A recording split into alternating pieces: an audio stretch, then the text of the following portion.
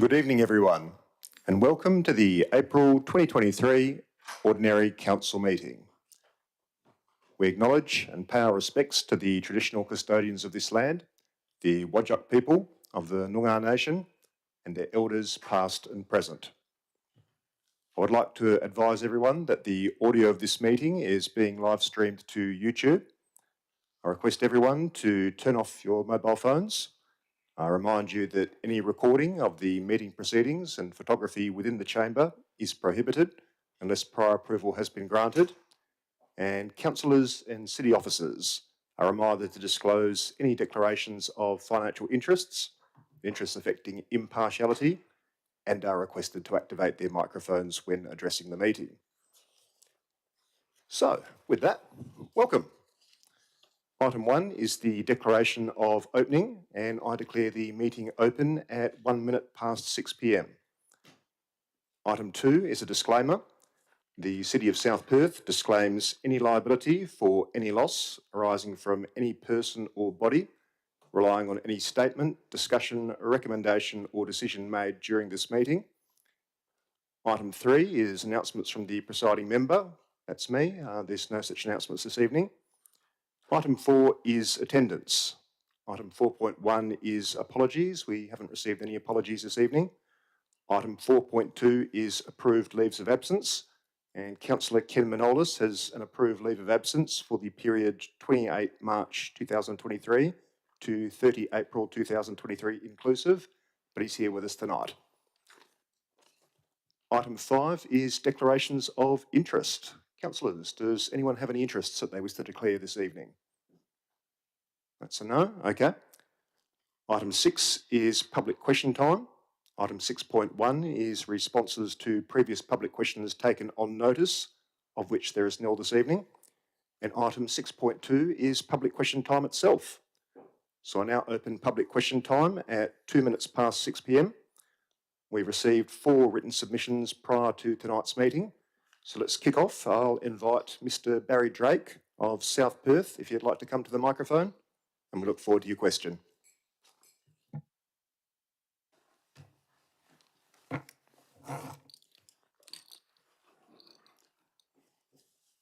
Good evening, Mr. Mayor, councillors, officers, members of the gallery, which there are not very many tonight, as there were last month. My question tonight is the same topic as the question I had last month, which is about the way the city has charged the network charge for some of the landowners in the underground power, South Perth and Hurlingham project area. I have 4 small blocks of flats in the South Perth and Hurlingham underground power project area. And each block is about the same size as a house would be built on. So they're very small blocks, and the amount of wire going past on the underground would be the same if it was a house. Mr. Drake, deputations were last week. It is public question time. If you could please proceed to your question. Yeah, well, look, I understand that some of the elected members may not fully understand. That's your opinion, Mr. Drake, but that's not what the forum is. Please proceed to your question. Well, I'm getting to that. It wasn't a suggestion, Mr. Drake. Please proceed to the question. Okay. I'll read the question as I've already provided it to the council, and no doubt you've already replied to that. So whatever I say now probably makes no real difference. But Mr. Drake, last chance. Please ask your question.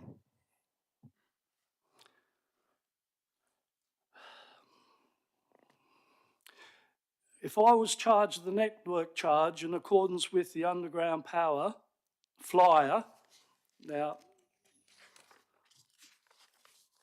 this is the underground power flyer that came with the rates notice, and this is the rates notice.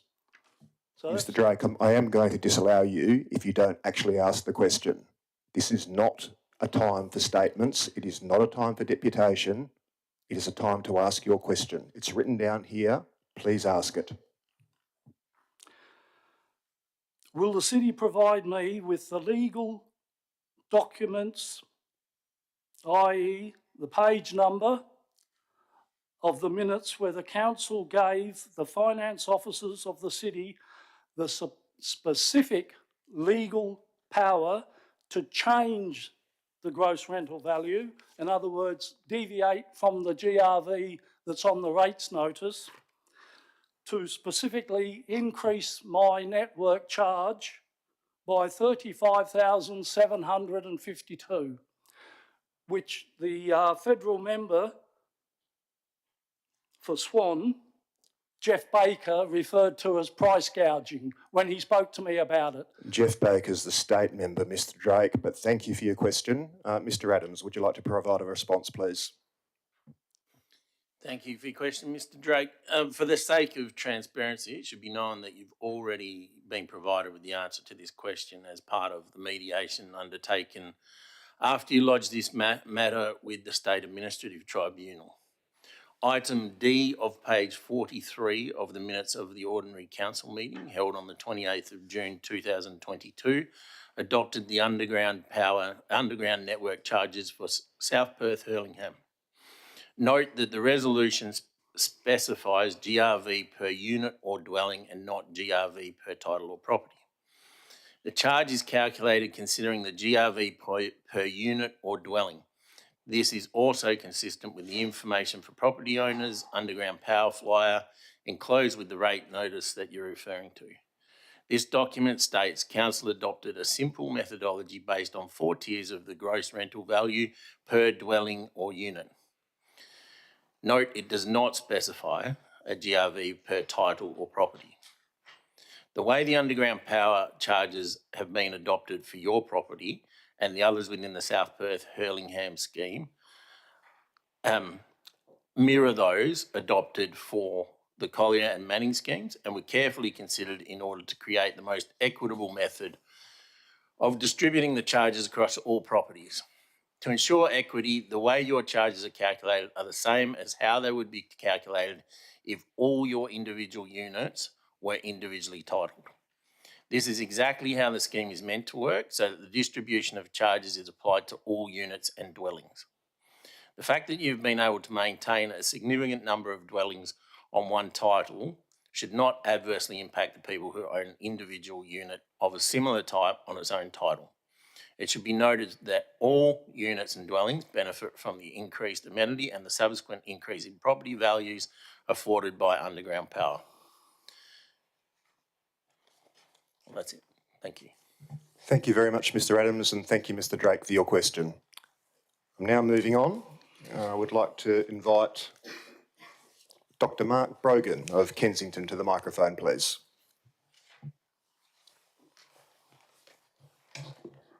Welcome, Dr Brogan, and we look forward to your questions. Thank you, Mayor. Good evening, councillors, city staff. My questions also concern underground power and the role of Kensington in the rollout for underground power.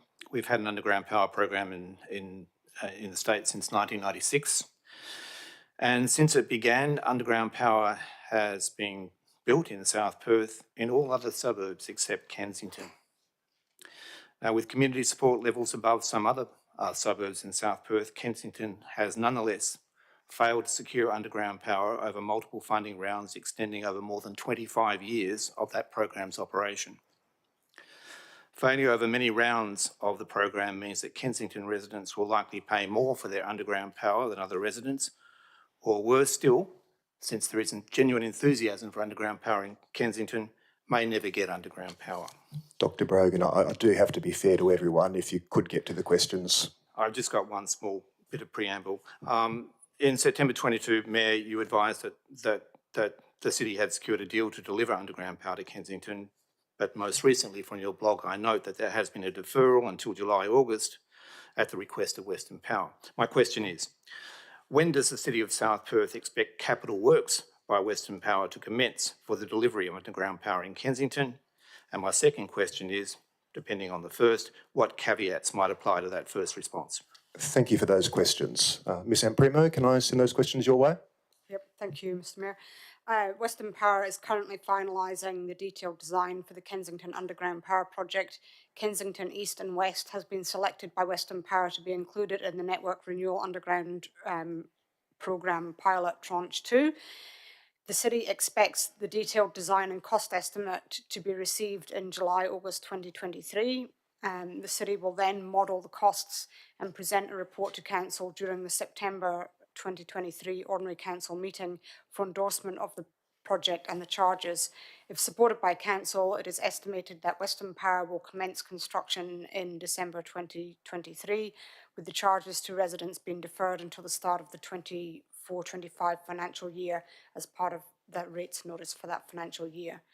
And in answer to your second question, presentation of the report to council for approval in September 2023 is dependent on the city receiving the cost estimates in sufficient time to model charges and complete the report for the September meeting.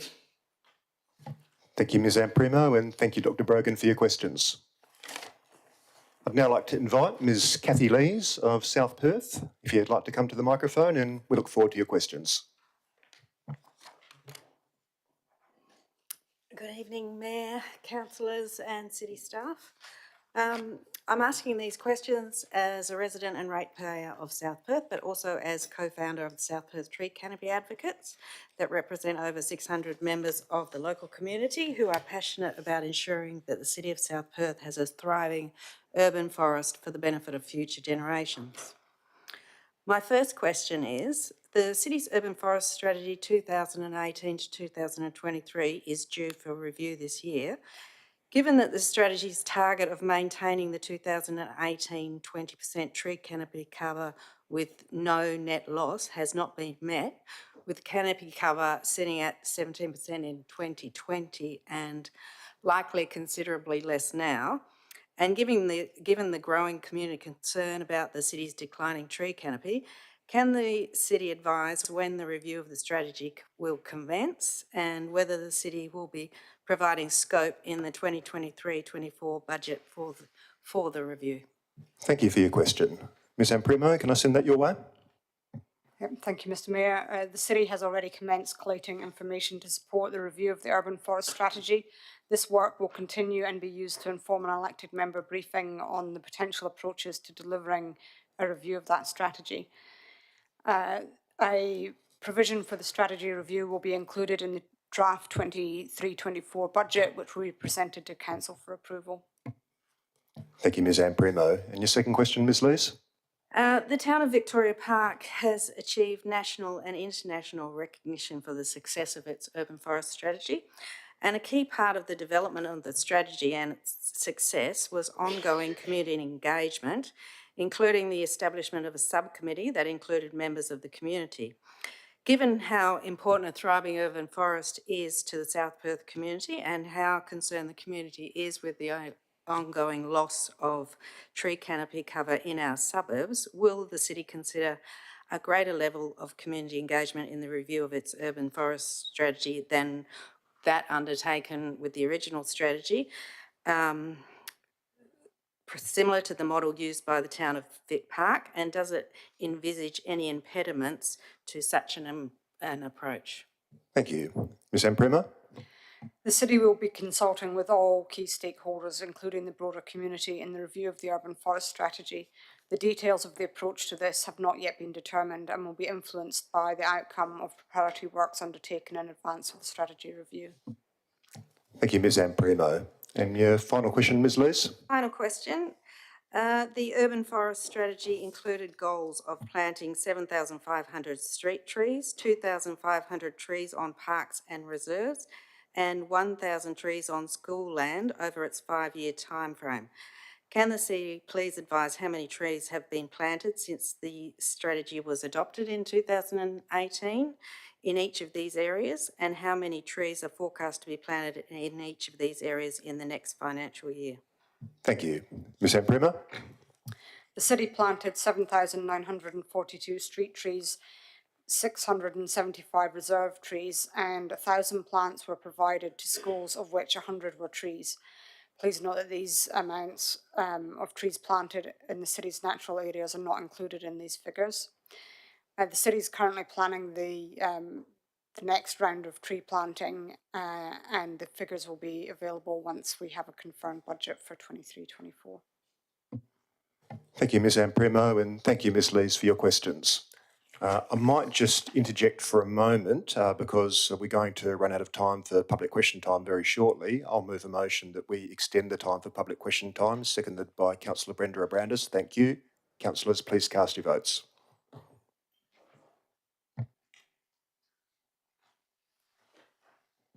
And that was unanimous. Thank you, councillors. I'd now like to invite Ms Bronwyn David of South Perth to the microphone. Welcome, and we look forward to your questions. Good evening, Mayor and councillors and city staff and members of the gallery. More about trees, and I also have my hat on as a member of the South Perth Tree Canopy Advocates. Under Section 5.8 of the Local Government Act 1995, a council by absolute majority may establish a committee to assist the council and the administration to discharge its duties. It is also noted that the city has Policy 112, Community Advisory Groups, to guide the establishment and operation of these committees. Can the city please advise what community advisory groups are currently in operation? And my second question runs on from that, so We might answer the first question first then. Ms Shaw, can I send that your way? Thank you, Mr Mayor. Currently, there are 3 community advisory groups facilitated by the City of South Perth as follows: the Arts Advisory Group, Inclusive Community Advisory Group, and the Public Health Reference Group. These advisory groups are comprised of representatives from the city's administration, elected members, and external members. The advisory groups generally meet on a quarterly basis to discuss relevant matters outlined in their respective terms of reference. Additionally, the city facilitates a community safety group that is planning to be established as a community advisory group during the 2023-2024 period. Thank you, Ms Shaw. And your second question, Ms David? thanks, Ms Shaw. So on the topic of community advisory groups, in light of the importance the community places on the natural environment and growing concerns in relation to the declining urban forest and the impacts of climate change, as well as the proven value of direct engagement with the community, can the city please advise whether it would support the establishment of and provide scope in the 2023-24 budget for council's consideration for an ongoing environment or urban forest community advisory group? Thank you. Ms Ampremo?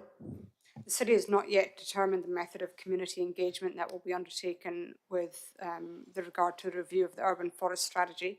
The city undertakes many forms of engagement across projects and always attempts to undertake the most suitable form of engagement in order to achieve the project objectives. Thank you, Ms Ampremo. And your final question, Ms David? Thank you, Ms Ampremo. A large, mature and flourishing street tree at 68 Anstey Street, South Perth, much appreciated by the community for its shade and its greening contribution to the environment, has been removed. I wonder if I can have the details of the removal, including the reasons why, the cost, who's bearing the cost for removal, and how it will be replaced. Thank you. Ms Ampremo? The tree was removed for development of the property. All costs have been borne by the property owner. A new advanced jacaranda tree will be planted as a replacement. I'm sorry, could you just repeat that? What sort of tree? An advanced jacaranda tree will be planted as a replacement. Thank you very much. Thank you, Ms Ampremo, and thank you, Ms David, for your questions. I'm just going to check with governance as to whether there's any late questions in the tray. No, there's not. Okay. In that case, I now close public question time at 6:19 p.m. That brings us to item 7, which is confirmations of minutes and notes. Item 7.1 is minutes, and item 7.1.1 is ordinary council meeting held 28 March 2023. I'm about to seek a mover and a seconder that the minutes of the ordinary council meeting held 28 March 2023 be taken as read and confirmed as a true and correct record. Moved by Councillor Choi, seconded. You want to ask a question, Councillor Choi?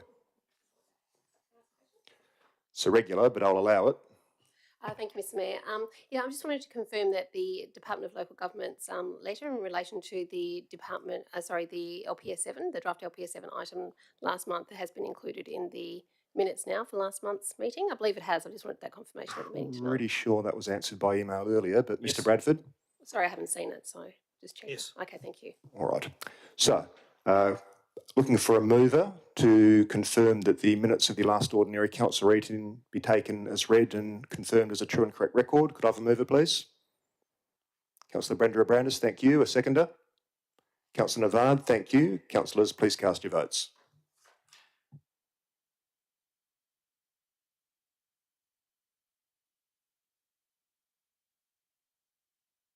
And that was unanimous. Thank you, councillors. Item 7.1.2 was the special council meeting held 30 March 2023. So I'm about to look for a mover and a seconder to confirm that the minutes of the special council meeting held 30 March 2023 be taken as read and confirmed as a true and correct record. Could I have a mover, please? Councillor Warland, and seconded by Councillor Brenda Abrandis. Thank you. Councillors, please cast your votes.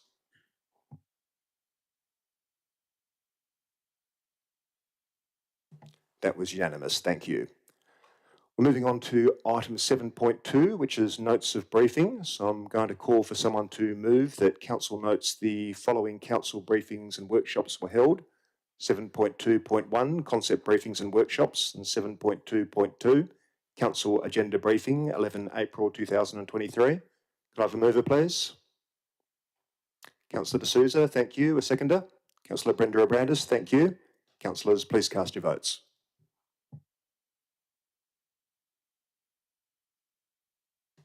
And that was unanimous. Thank you, councillors. Item 8 is presentations. Item 8.1 is petitions, of which there's nil this evening. Item 8.2 is gifts or awards presented to council. There's nil this evening. And item 8.3 is deputations, and nil this evening.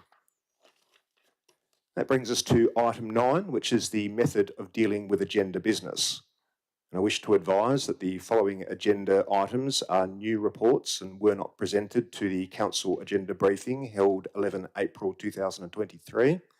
Those items are item 10.4.3, appointment and authorisation of deputy, and item 14.1, correspondence between the Department of Local Government, Sport and Cultural Industries and City of South Perth.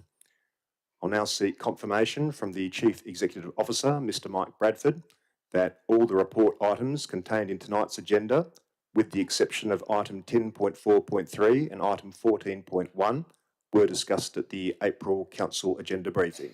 Mr. Bradford. That is correct, Mr. Mayor. Thank you, Mr. Bradford. So, with the exception of those items to be withdrawn for discussion, reports will be adopted by exception resolution. And by this, I mean the officer recommendation will be adopted as is without discussion or amendment. The following items have been withdrawn. Item 10.3.1, proposed 6 4-storey group dwelling, lot 277, number 120 Mary Street, Como. And the reason for that is Councillor Stephen Russell has an alternative motion. Item 10.3.2, traffic and parking impacts in the Canning Bridge Activity Centre Plan area.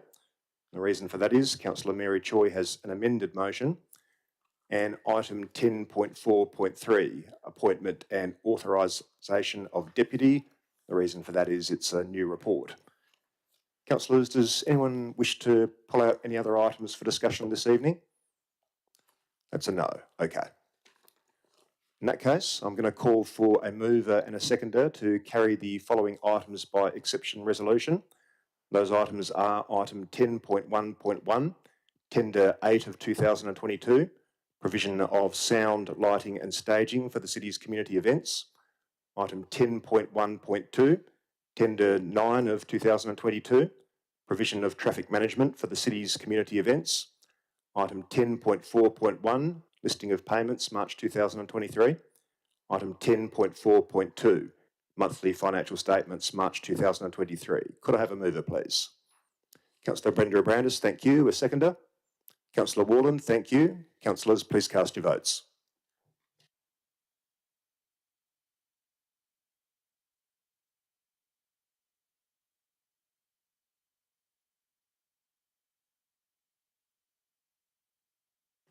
And that was unanimous. Thank you, councillors. So, those items have just been passed by exception resolution in accordance with clause 5.5 of the City of South Perth Standing Orders Local Law 2007, and the officer's recommendations have been accepted by council. We'll now be moving on to those reports identified to be withdrawn for discussion, which brings us to item 10, and the first item to be withdrawn for discussion this evening is item 10.3.1, entitled Proposed 6 4-storey Group Dwelling, Lot 277, number 120 Mary Street, Como. Now, I understand that Councillor Stephen Russell has an alternative motion on this item. Councillor Russell, did you wish to move your alternative motion first? If you'd like to read your alternative motion, then please. Okay, the alternative motion is thus that pursuant to the provisions of the City of South Perth Town Planning Scheme number 6 and the Metropolitan Region Scheme, this application for development approval for 6 by 4-storey group dwellings on lot 277, number 120 Mary Street, Como, be refused. All right, thank you. Does anyone wish to second Councillor Russell's alternative motion? Councillor Navard, Councillor Russell, the floor is yours. So the reasons are as follows. 1, the Canning Bridge Activity Centre Plan requirement 18.1 states that in quarter 3, vehicle access be designed in accordance with Residential Design Code Volume 2, Element 3.8. An elemental objective of 3.8 is for vehicle access points to be designed and located to reduce visual impact on the streetscape. Element 3.8 further provides guidance under DG 3.8.1 design guidance that streetscape visual impact can be reduced by the use of a secondary street where possible. Although not explicit within Residential Design Codes Volume 2, the Residential Design Code Volume 1 further notes a priority for vehicle access being a right-of-way, a secondary street, then the primary street. Hence, as this proposal has access to a right-of-way, then to meet the full intent of Elemental Objective 3.8, then all vehicle access should be via this right-of-way. That is, it is considered unreasonable to have 2 separate vehicle access points at different localities servicing this proposal. Furthermore, as a consequence of the primary street crossover servicing Unit 01 being removed, then the additional verge area and curb length allows for the increased propensity of street trees and on-street parking respectively, and thereby further enhancing the amenity of the locality. 2, the CBACP requirement 1.15 states that in quarter 3, development be designed in accordance with Residential Design Code Volume 2, Element 4.9 with respect to universal design. The objective for Element 4.9 is for development to include dwellings with universal design features, to which an acceptable outcome is that either a silver or platinum level of the livable housing design guidelines be incorporated into the design. The application is silent with respect to the specifics to how both the objective and the acceptable outcomes are to be met. 3, the CBACP quarter 3 refers to the provisions of Part 3 of the Residential Design Codes Volume 2, which includes 3.3 tree canopy and deep soil areas element. Elemental objectives for 3.3 is for 1, site planning to maximise the retention of healthy and appropriate trees, and 2, adequate measures are taken to improve tree canopy or to offset reduction of tree canopy from a pre-development condition. Both elemental objectives noted above require a site plan showing a pre-development trees with a supporting arborist report. It is noted that the former is provided but the latter is not, and therefore it is indeterminate to know how the element objective is being met in any respect. To this effect, element 3.3 is currently not met.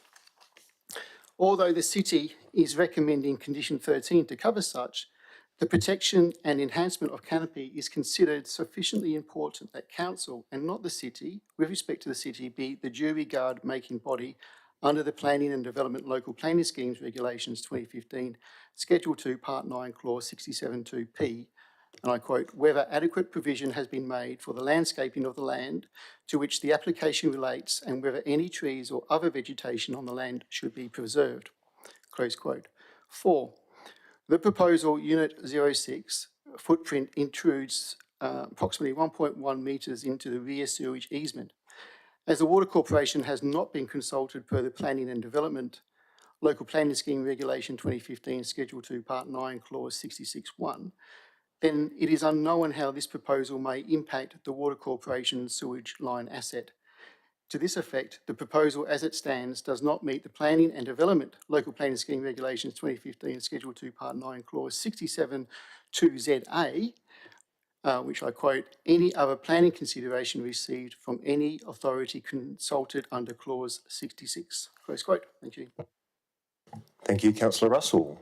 Councillor Vard, you're the seconder. Would you like to speak?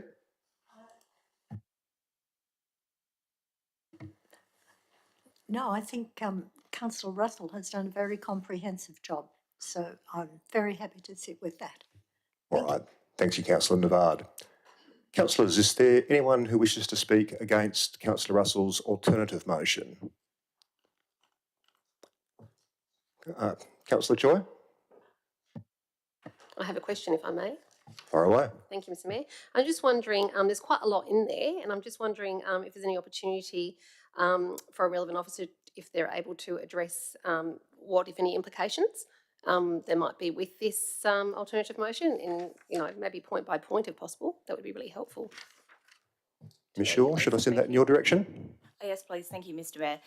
So in terms of the first point in respect to the alternative motion that's proposed, no reasons for refusal have actually been provided in support of the motion itself.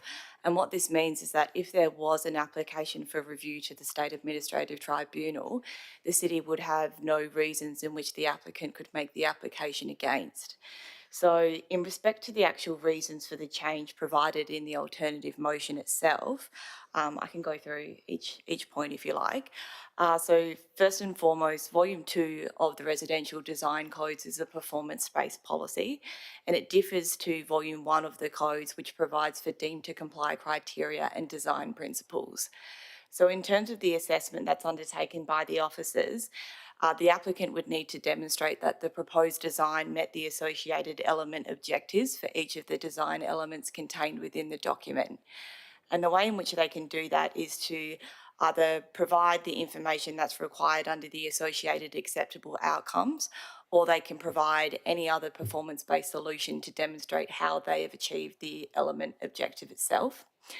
In the City's assessment of the application, it was considered that each of the element objectives could be achieved, and therefore the application would be capable of approval.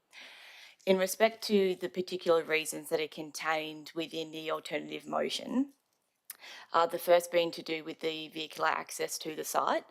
The relevant element objective itself provides for safe vehicle access points and egress.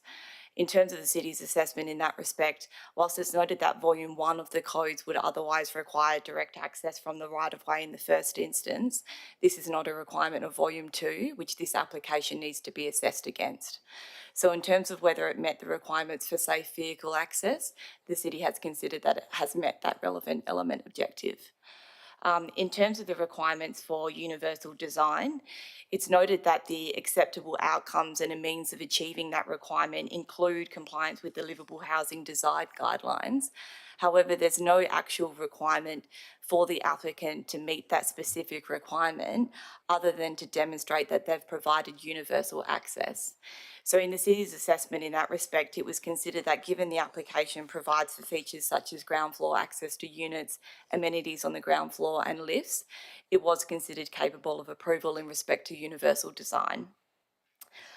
In respect to the provision related to tree canopy and deep soil areas, there's no explicit requirement under the associated element objective to provide for a site plan at the time of lodging the development application.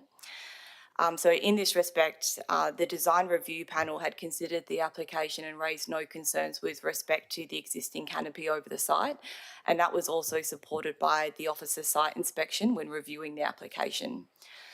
In terms of the, and just acknowledging that the retention of tree canopy across the city is quite an important element, the city has recommended conditions of approval that would otherwise require an assessment of the trees on the site to ensure that if there are any trees that are capable of retention or relocation, that this could be provided for via the condition, and a further condition requiring a landscaping plan to further enhance landscaping and amenity across the site, which is quite typical of this type of application.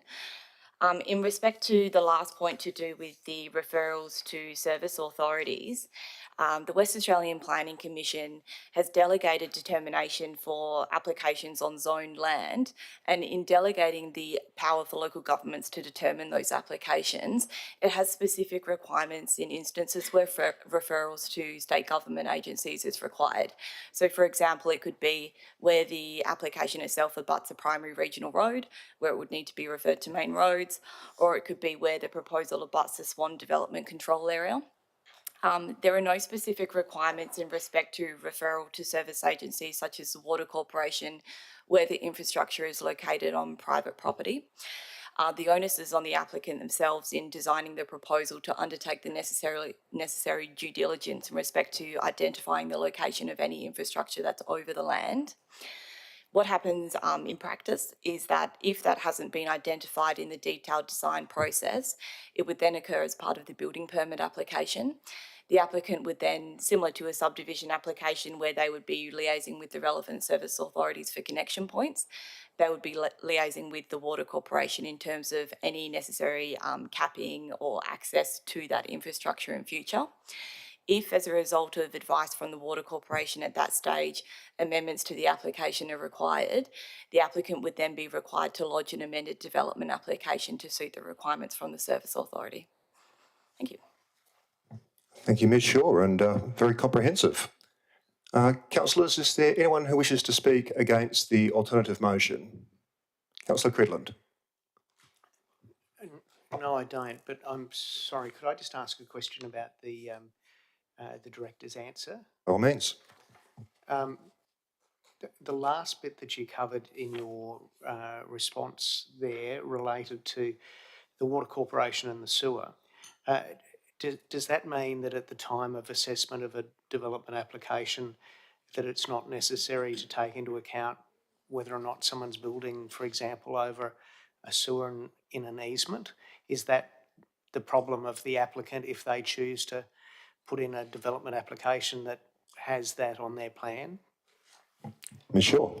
Thank you, Mr Mayor. So if the easement's identified on the existing certificate of title, that's provided for as part of the development application itself, and the city would consider any known location of infrastructure in the assessment of the application.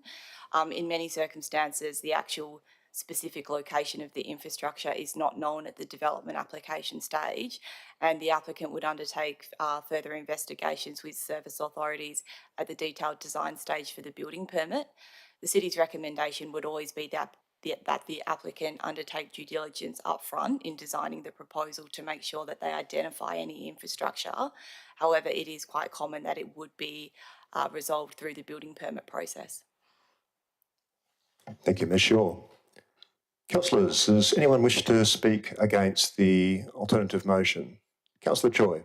Yeah, thank you, Mr Mayor. I'm still deciding. That was a very comprehensive response. Thank you, Director Shaw, not what I was expecting, but very glad I asked. So overall then, taking into account what Director Shaw has outlined in relation to each of the points set out in the alternative motion, what would be the next steps in for this item if the alternative motion was endorsed? Because I think what I heard in the first instance, and please correct me if I'm wrong, Director Shaw, if there's no grounds for refusal, the application doesn't go anywhere. Is that right? I'm just trying to get my head around that. Ms Shaw. Thank you, Mr Mayor. It is open for council to refuse the application. However, it would always be the city's recommendation that where council resolves to refuse an application, relevant reasons for refusal are included in the notice of determination. And so to clarify, the motion that's provided here provides that the application simply be refused with the specific reasons for the change not included as actual reasons for refusal that would otherwise be issued to the applicant on the notice of determination. All right. Does anyone wish to speak? Councillor Russell, a question? So when you say the actual points of refusal, are you then linking actual points of refusal to the deemed provisions under 62 or 63(2)? Ms Shaw. Thank you, Mr Mayor. I believe you're referring to clause 67(2) of the regulations. No, simply that the alternative motion provided, which is the, if carried by council, would be the notice that's conveyed to the applicant on the formal determination for the application, simply states that it would be refused. All of the reasons that have been provided for the change are the reasons in support of the alternative motion itself. So should council seek to proceed to refuse this application, I would recommend that either the reasons for change that have been provided in support of the motion are included as the reasons for refusal, or if not, some additional reasons for refusal actually be included in the resolution passed by council. Okay, because this is a completely different format to what we've been working to since I've been a councillor. So I'm at a loss now. Is that a question, Councillor Russell? Yes, it is actually. Yeah. All right. Ms Shaw, did you wish to respond to that question? Yes, thank you, Mr Mayor. So when a formal notice of determination is issued on a development application, similar to if there was an approval that has relevant conditions associated with it, the regulations provide for an application to be either approved with conditions, or refused. Council could resolve to simply refuse the application with no reasons provided. However, if the applicant was to lodge an application to the State Administrative Tribunal, there would be no grounds effectively for us to provide responses to as to the reasons why the application was refused by council. So for example, in this circumstance, you could, if you were looking to move that it be refused, the refusal could simply say refused for the following reasons, with points 1, 2, 3 and 4 being the reasons that are conveyed on the notice of determination. The way this has been drafted at the moment includes the alternative motion and the first section where it ends at refused being the notice that would be conveyed to the applicant. Okay, so I mean, this kind of format has actually gone to SAT, and there has been no issue in terms of going to SAT. So this seems to be like a formatting or an interpretation issue. In which case, if it means simply to say refused for reasons 1, 2, 3, 4, I wish to put that, if I may. I'll just check with governance. You're proposing an amendment to your own alternative motion, Councillor Russell? Yes, I am. So yeah, Right. basically in order to meet, I guess, a new set of way that this is actually presented, then yeah, I wish to amend Como be refused as per reasons 1, 2, 3, 4. Would that be?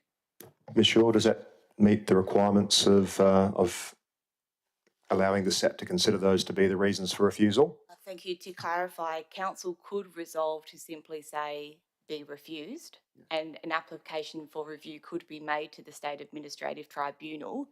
But in order for the applicant to be able to have some reasons to defend and for the city to convey why the application was refused, the actual reasons should be included in the notice of determination. It creates a stronger position in which the city to defend if the actual reasons why council refused the application are listed in the formal notice of determination.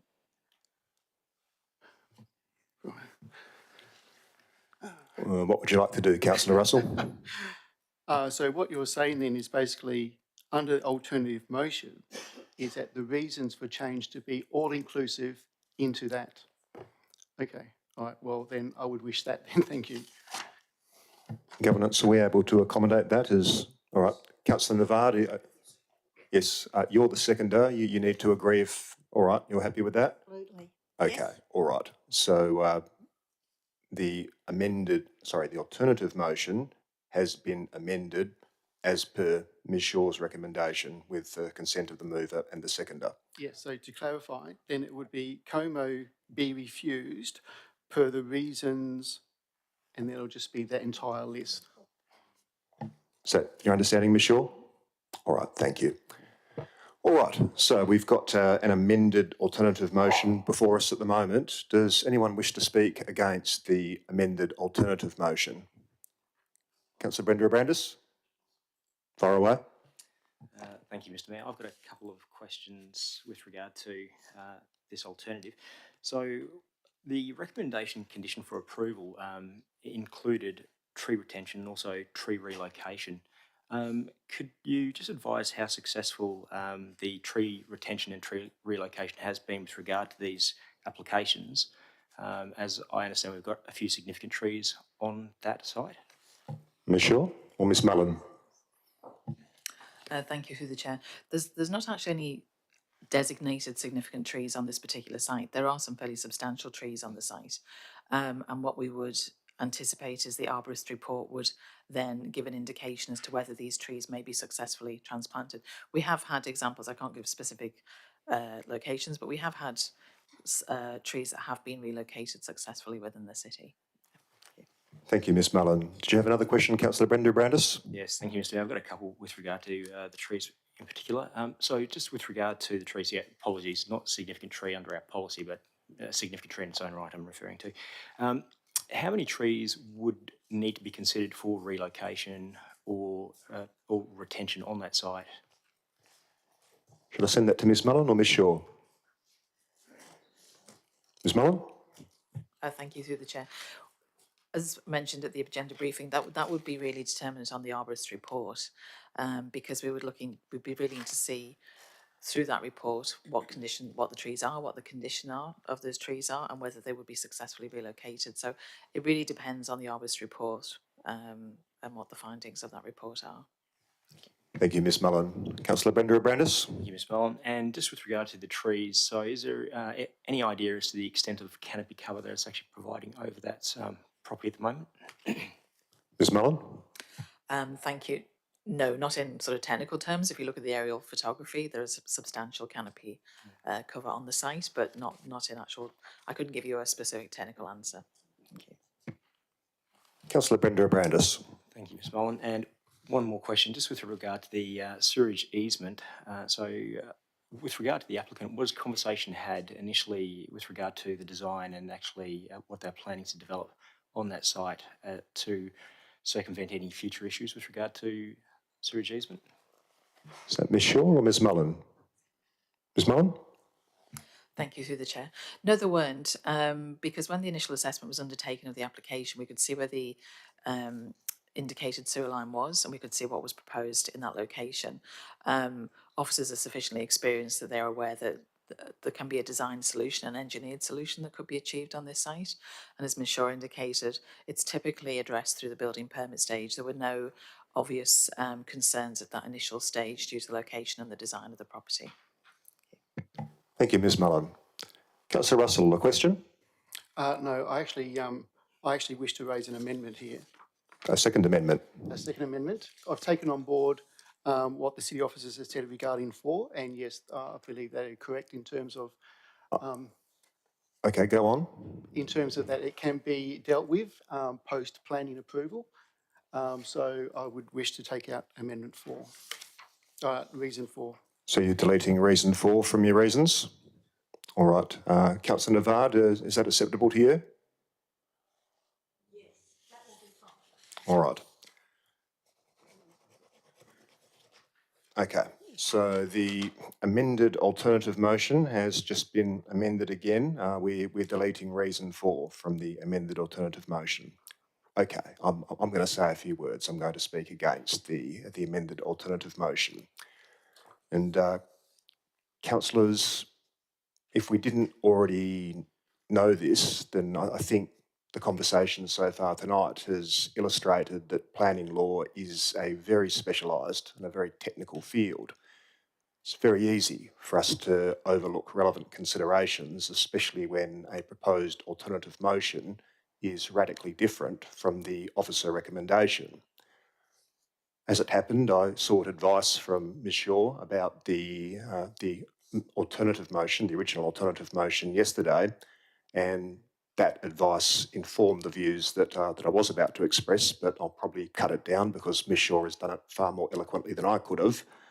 But long story short, as we all know, that a development application, if it complies with the city's town planning scheme and with the relevant legislation and regulations, the applicant is entitled to have their development approval approved. It doesn't matter if we don't personally like the proposed development. It doesn't matter if we think it could have been done differently or better. It doesn't matter if we think that it might be unpopular with neighbouring residents. Those aren't valid planning considerations. If the development application is compliant, then we are required to grant approval. We don't get to play an advocacy role in statutory planning decisions. I did have a few comments on each of the originally 4, now 3 reasons given in the alternative motion, but I think that, that Ms Shaw has covered those very comprehensively, so I'm not going to go through those as well. But I would say that having had the opportunity to digest what Ms Shaw has previously provided by way of advice, I'm very much persuaded that our planning officers do have this correct, and the alternative motion, though doubtlessly well-intentioned, is ultimately misguided. I would remind councillors that this council has made statutory planning decisions in the past that were contrary to the officer recommendation at the time. I won't mention specific instances because some of those were subject to confidential mediations at the State Administrative Tribunal, but I would ask councillor to remember what subsequently happened in those cases. Councillors, we should remember that our planning officers have years of training and experience that we as elected members simply do not possess. Yes, we should absolutely apply independent judgment and consideration, but we really should be giving due weight and due regard to the advice provided by our officers. It's very easy for us who perhaps don't have such a great knowledge of the scheme and the legislation as a totality to seize upon individual sections or regulations and consider those sections and regulations in isolation. But that can often have unforeseen consequences and have us trying to defend the decision in SAT that, quite frankly, is indefensible. I'm foreshadowing the officer recommendation in the event that the alternative motion is defeated, and having had the benefit of considering both the alternative motion and Ms Shaw's advice, I would suggest to all of you that you vote no to the amended alternative motion. That's me. Would anyone else like to speak for the amended alternative motion? No? Anyone else wish to speak against? No? Councillor Russell, you have 5 minutes to wind up if you would like to do so. Thank you, and thank you, Mrs Shaw and Mrs Mullen. So yes, Town Planning Scheme 6 refers to the Canning Bridge Activity Centre Plan, and that thus refers to the residential design codes. In terms of the CBACP, that does exclusively refer to Volume 1, which is apartments. So both of those R codes are both merit-based in design or merit-based in decision-making or in due regard. So there's no set requirements, it is purely merit-based, and therefore in terms of 1, where the Canning Bridge Activity Centre Plan sets out a streetscape amenity, then I believe that in terms of increasing streetscape amenity, which is to basically reduce the numbers of driveways or crossovers and therefore use right-of-ways or secondary streets is a merit-based decision, and that's what point 1 sets out to do. In terms of number 2, which is the universal design features, it is correct that perhaps that these units do have universal access features, but it's not implicit that they do have that. The housing livability design guidelines goes into more than just a ground toiletry. It goes into ensuring that walls are structurally sound to allow for grab handles and such like to be installed. And this is actually, so this is actually part of volume 2, that these things be implemented. And the best way that that can be implemented is that that they are certified to the Livable Housing Design Guidelines. And I've seen many conditions of approval where the applicant has done such. So they've got certification that the numbers of units satisfy the Canning Bridge Activity Centre Plan or the Residential Design Code, in that the number of units do meet the Livable Housing Design Guidelines. That's what this point number 2 is raising. In terms of 3, again, I do not believe that it's indeterminate if actually if the elemental objectives of 3.3 is being met in terms of retention of trees and in deep soil areas. And all I'm asking is that I think it's best for council to make that decision and not to be passed on to onto the city officers in subsequent to development approval. So with those 3 points, I believe that there is justification that for refusal, and if the applicant wishes to take to SAT, then I believe that there is justification to take this further. Thank you. Thank you, Councillor Russell. So, councillors, I'm now putting the Councillor Russell's amended alternative motion to the vote. Please cast your votes.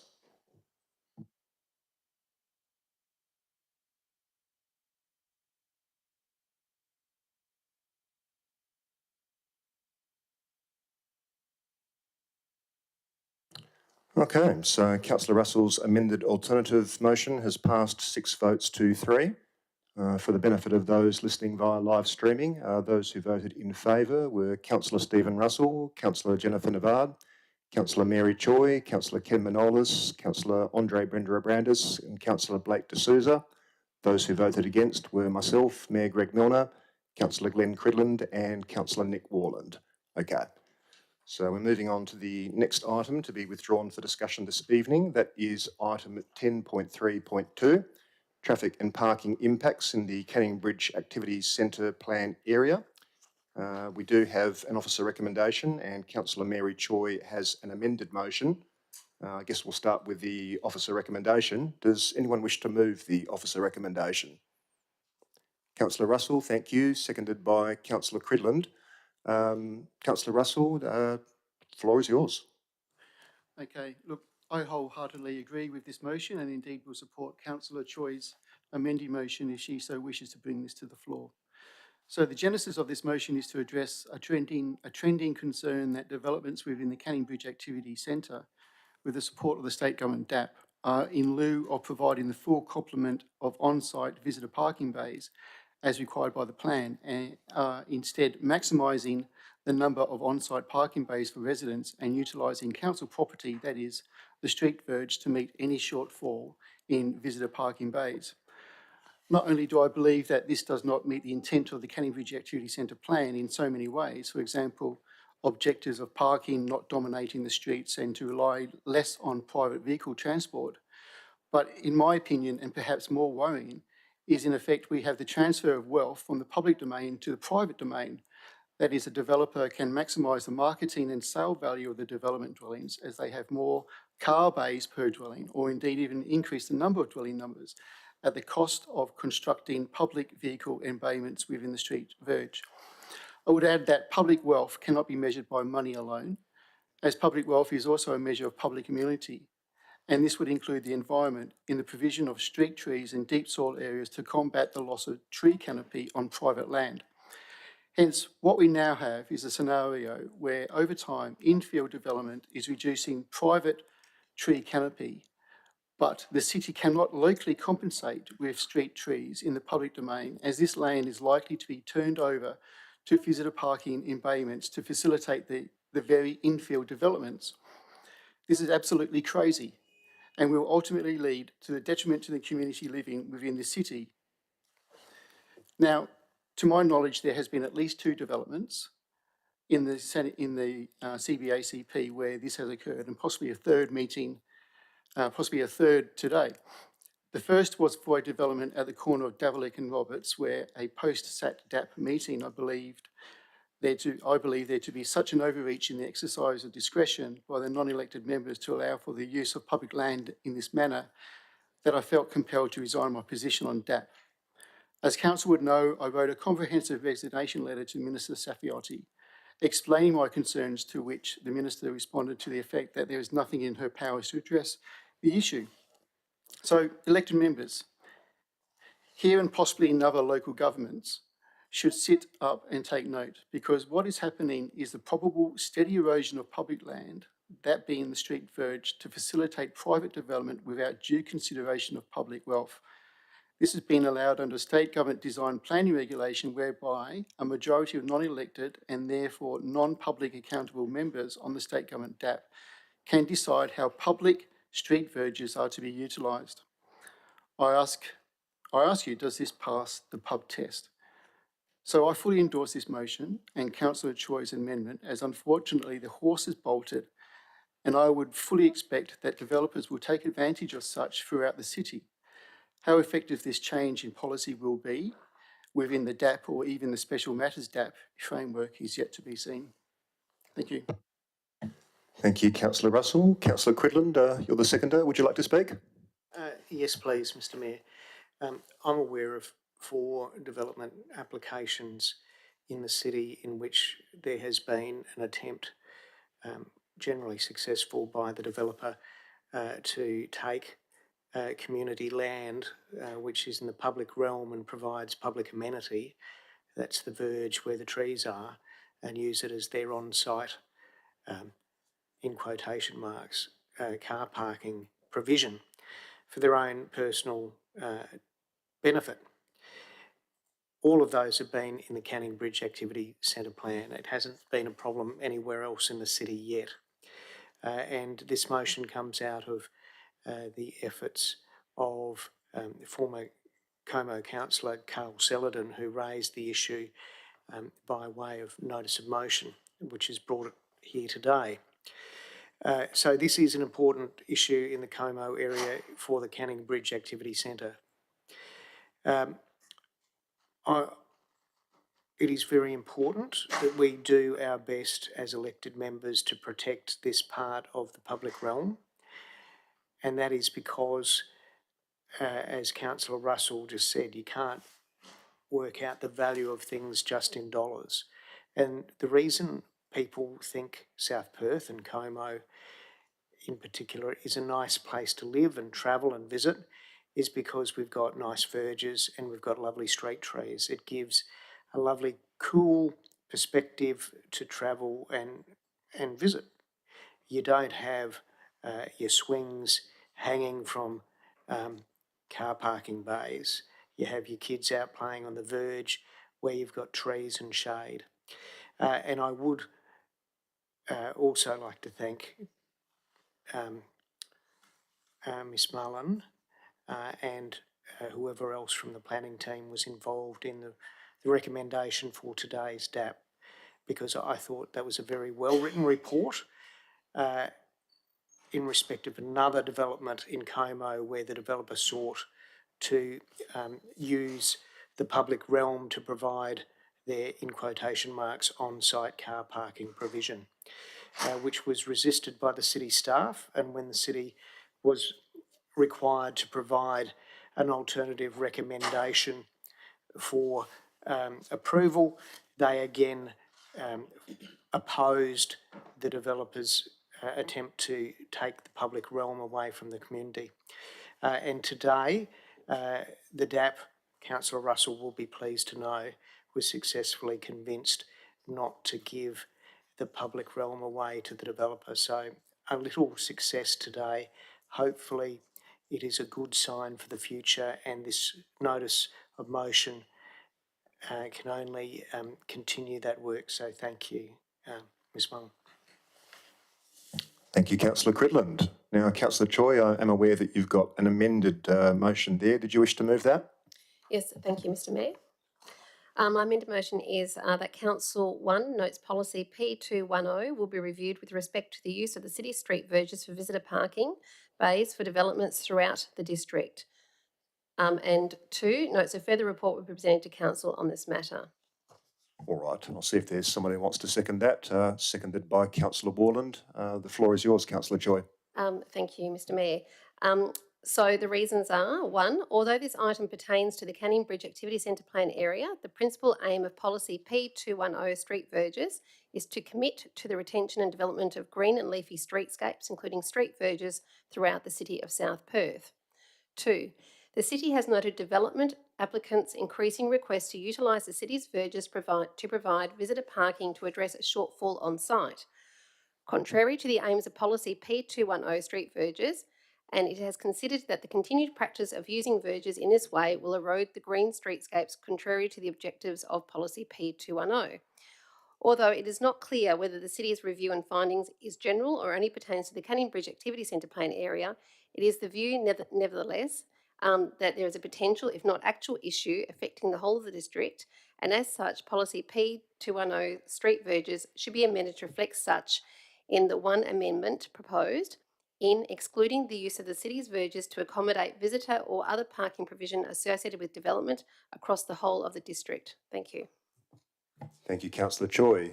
Councillor Warland, you're the seconder. Would you like to speak on this? Councillor Quidland, do you mean to have your microphone on? No, sorry. All right. The floor is yours, Councillor Warland. Thank you, Mayor, and thank you also to Councillor Choi for putting this up. I think this is a pretty straightforward one. I don't think there's any reason why we should limit this just to the CBA CP area. We know that the traffic and parking area, or situation rather, in that part of the world is acute, and I would have to say that in my dealings with the community, it is probably the number one thing that's brought up when you ask them, you know, how do you feel about what's going on in your street? So I'm all for seeing this looked at in a more comprehensive way, but I don't think it should be restricted to that area. I think the further north you head in my ward, you certainly see it in areas that are outside of that activity centre area. And I note that it is obviously at this point just a review, and so therefore, not just from a good practice point of view, but to get a good, proper understanding of how these issues are actually translating across the city would be a wise thing, especially given that we know that quite often when parking measures are implemented in one place, it doesn't necessarily deal with the issue. I think the experience for many people is that you just simply push it to somewhere else. So for those reasons, I'm happy to see this expanded to include the entire council. Thank you. Thank you, Councillor Warland. Councillors, I'm about to ask if anyone opposes. Just remember that we're currently talking about Councillor Choi's amended motion, not the substantive. Councillor Quidland, I thought I saw your hand go up there. I don't wish to speak in opposition, certainly not at this stage, but I was wondering if I could ask a question of the city staff, please. Of course. My question is either to the Director or Ms Mullen, whoever is more appropriate. Is the change to the motion in this amendment likely to delay the review being completed and the report coming to council? Should I send that to Ms Shaw? Yes. Thank you, Mr Mayor. No, I don't believe that would occur. The reason that the officer recommendation originally referred to the Canning Bridge Activity Centre Plan was simply to refer to the original notice of motion. So the city has no objection to the proposal being expanded to cover the entire district. Thank you, Ms Shaw. Councillors, is there anyone who wishes to speak against the amended motion? No. Is there anyone else who wishes to speak in favour? Councillor Brenda Abrandis. Yes, thank you, Mr Mayor. Not very much to say, but yes, I do agree. I support this. It needs to cover the entire district, and a report back is highly appropriate. Thank you. All right. Is there anyone else who wishes to speak either for or against the amended motion? No? Councillor Choi, did you wish to say anything by way of winding up? Thank you, Mr Mayor, and to the Council. Look, I think aside from the reasons I've already provided, Councillor Russell's earlier speech covered the rest of it, and I urge councillors to please support this motion for the benefit of the district. Thank you. All right. So, councillors, I'm about to put the amended motion to the vote. It's not the substantive motion yet. This vote is whether or not we amend the substantive motion in accordance with Councillor Choi's amended motion. So, with that, I'm putting Councillor Choi's amended motion to the vote. And please cast your votes.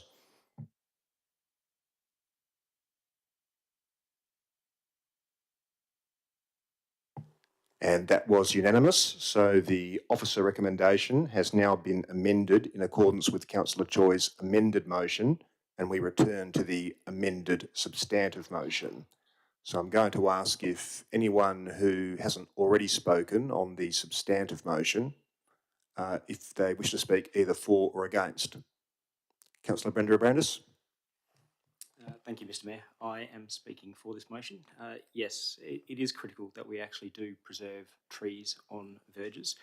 The retention has become much more critical with the density infill that we're seeing throughout the city, and also with LPS 7 with the increased zoning. So we're going to lose more trees, as we're seeing even tonight.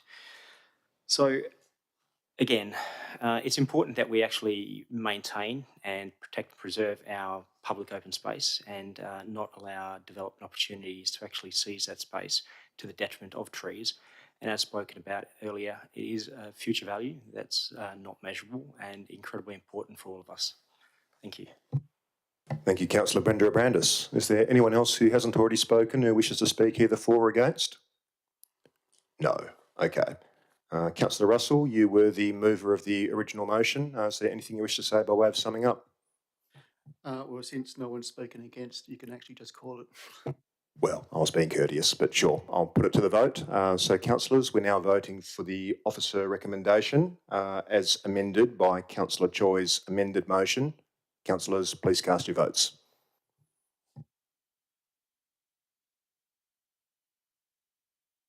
And that was passed unanimously. Thank you, councillors.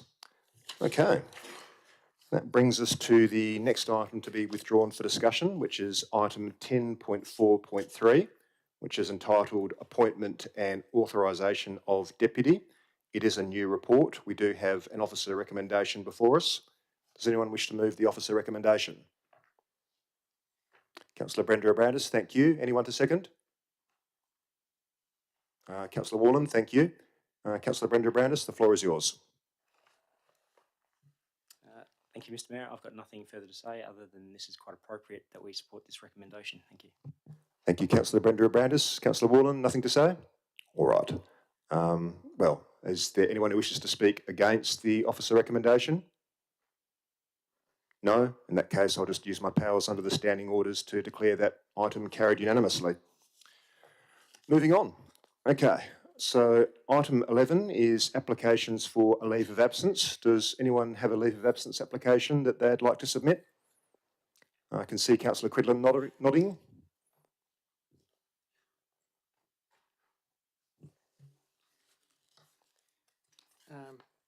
Yes, please. Can I have, well, let's just make it the 28th of April through to the 13th of May and the 20th of May through to the 31st of May, please. All right, and those dates are inclusive? Yes. All right. Does anyone else have a leave of absence application that they'd like to make? No. Okay. In that case, I'm going to call for someone to move a motion that the leave of absence applications received from Councillor Glenn Cridland for the periods of 28 April 2023 to 13 May 2023 and 20 May 2023 to 31 May 2023, all inclusive, be granted. Could I have a mover, please? Councillor Wallen, thank you. A seconder? Councillor Brenda Abrandis, thank you. Councillors, please cast your votes.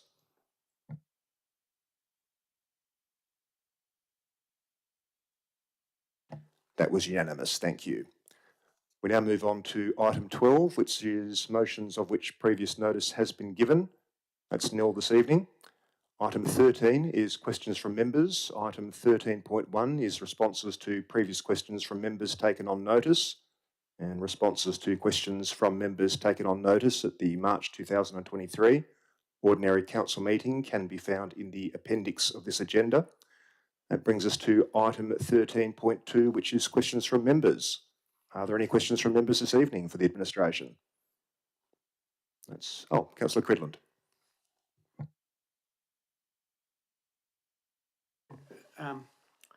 Unusual question, perhaps.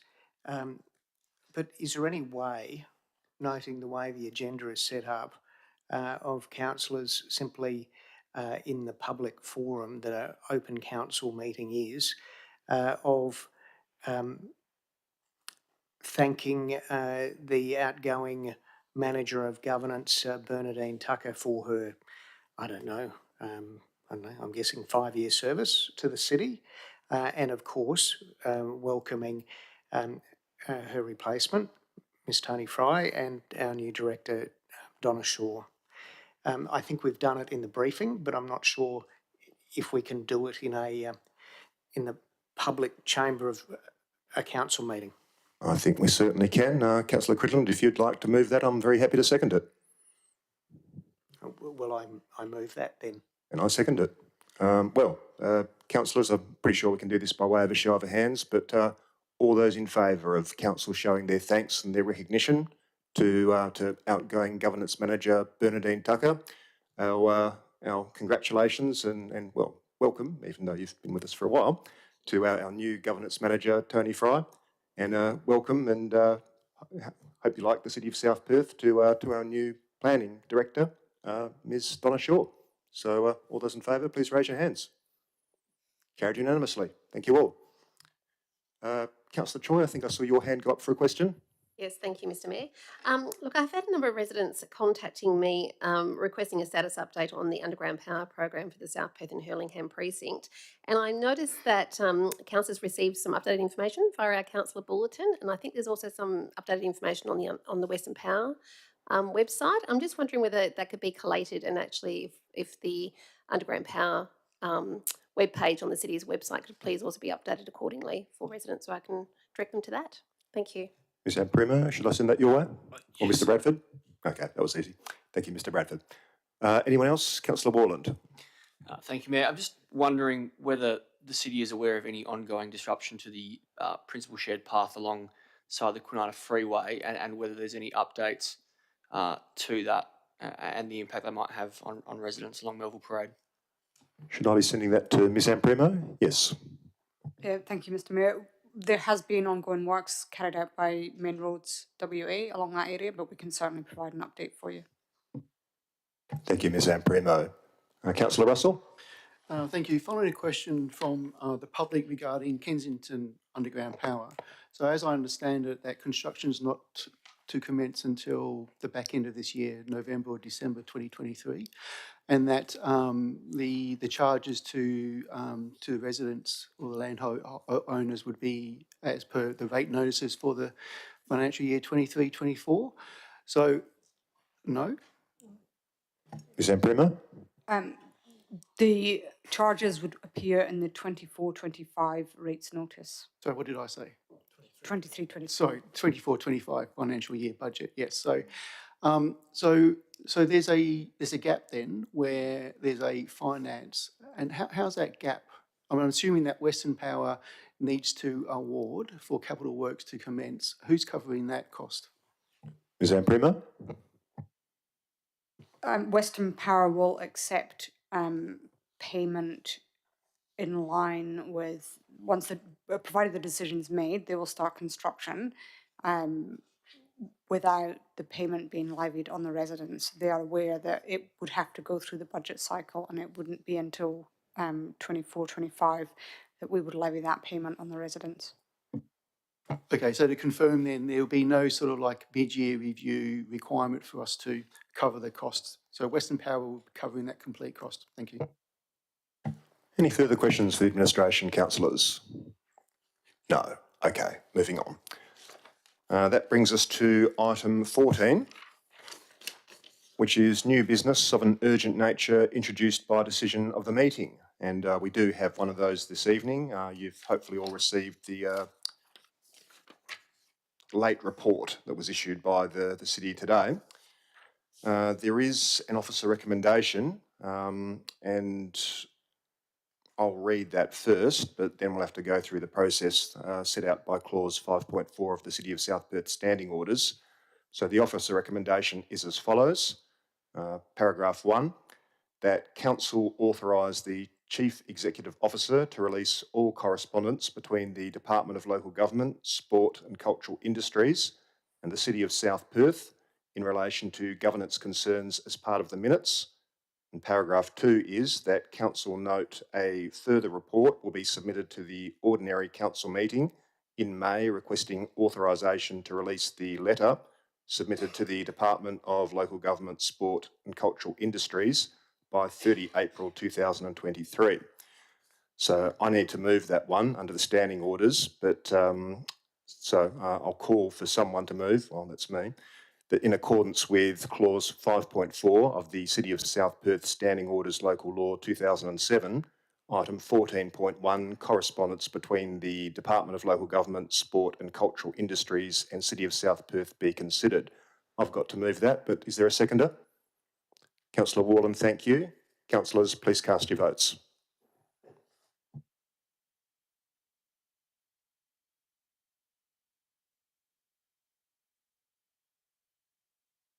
That was unanimous, thank you.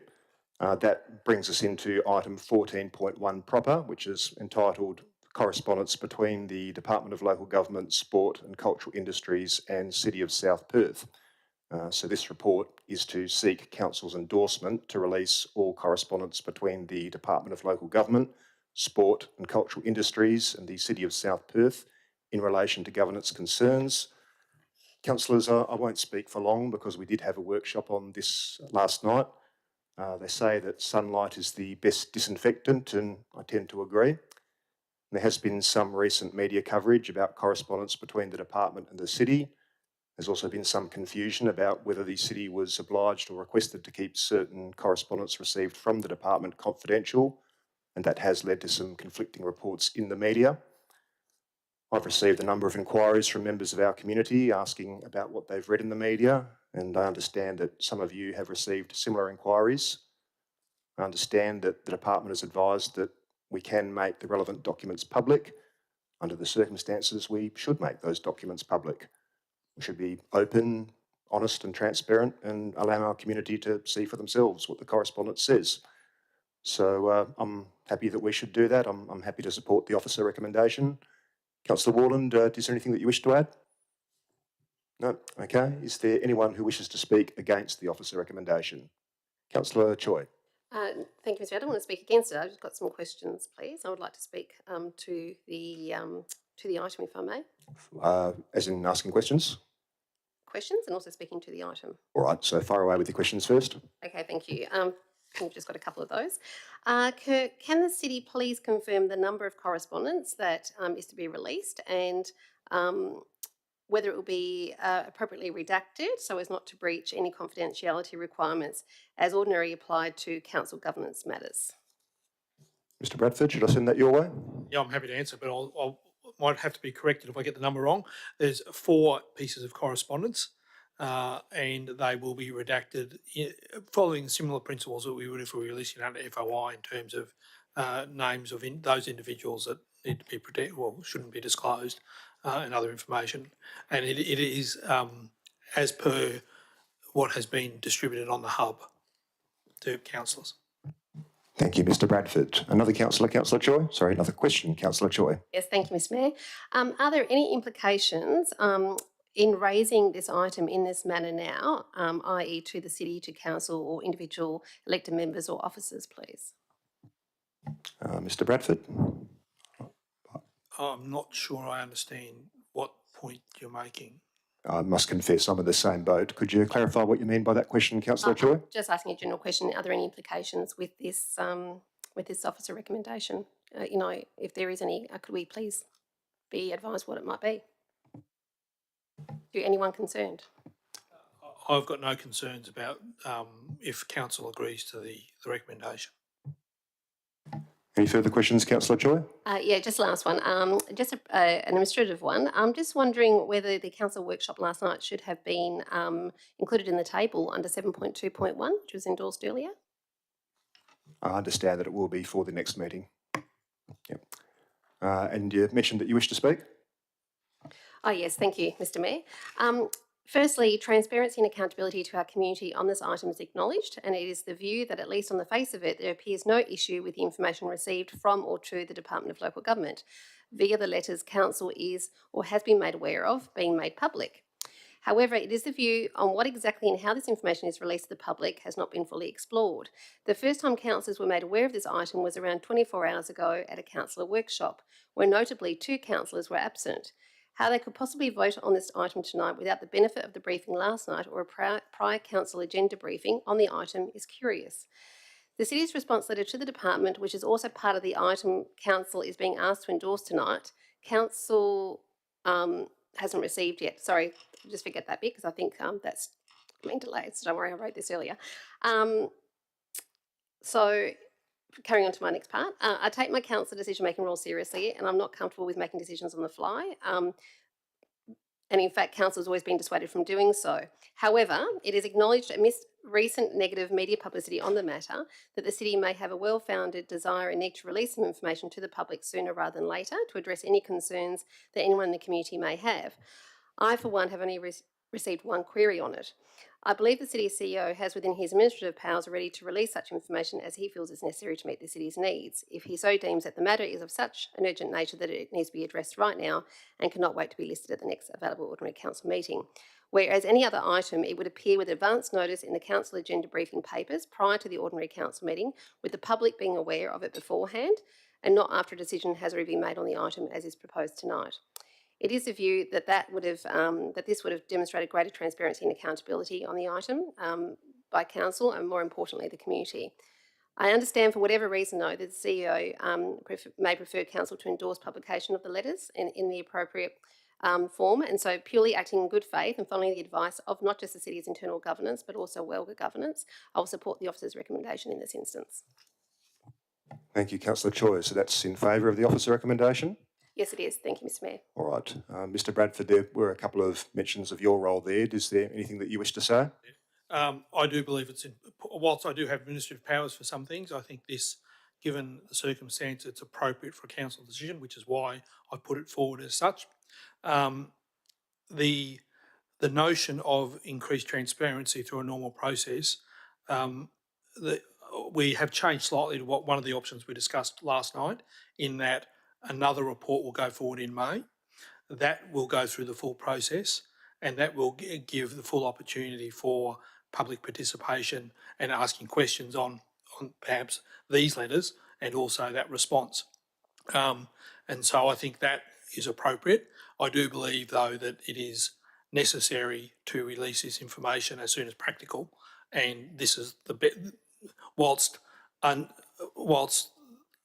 not normal practice, the standing orders do make provision for it, and I think it's appropriate to use those measures in this case. Thank you, Mr Bradford. Councillors, Councillor Russell, did you wish to speak? I just got some queries here. So the officer recommendation could potentially be the resolution of council. And so when you say to release all correspondence, do you actually mean to publicly release? I mean, you do obviously mean to publicly release. Do you need to actually state publicly release? Mr Bradford? I don't believe we do. The report says how we're going to do it. Okay, all right. A further question, Councillor Russell? No, okay. Councillors, is there any... Councillor Navard, question or speaking for or against? Question.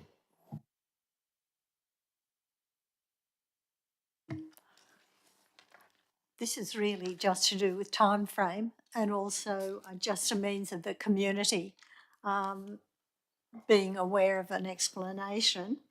In one of the letters to the city, the Department of Local Government nominated a time frame for a response that was the 31st of March, and we are now responding towards the end of April. So I was just wondering about an explanation for that.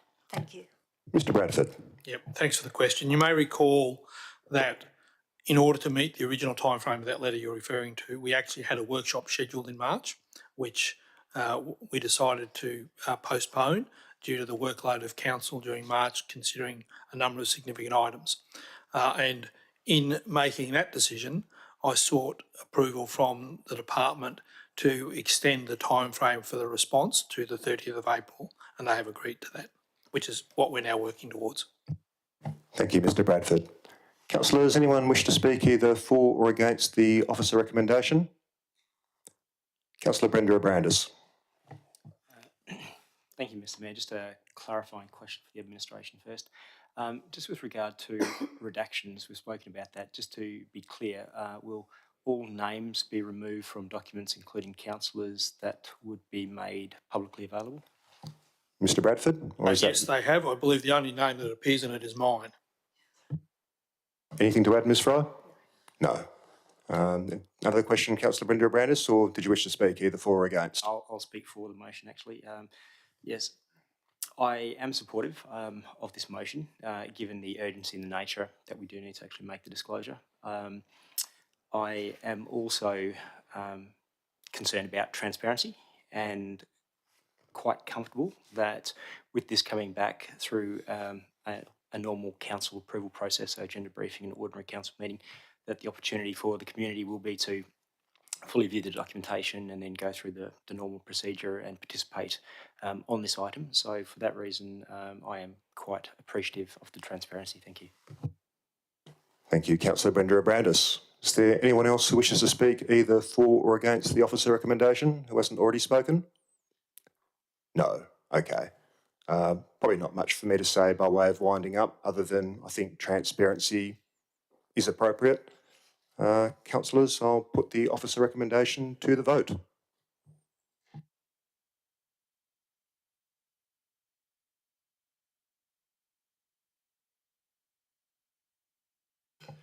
And Councillor Manolis is not in the chamber, but the vote was unanimous. All right. So that brings us to the end of item 14. Item 15 is ordinarily where we would close the meeting if there was any reason for us to go behind closed doors, but there's no such reason this evening. And item 16 is closure. So I'd like to thank everyone for their attendance and participation this evening. I declare the meeting closed at 7:32 p.m. Thank you all and good night.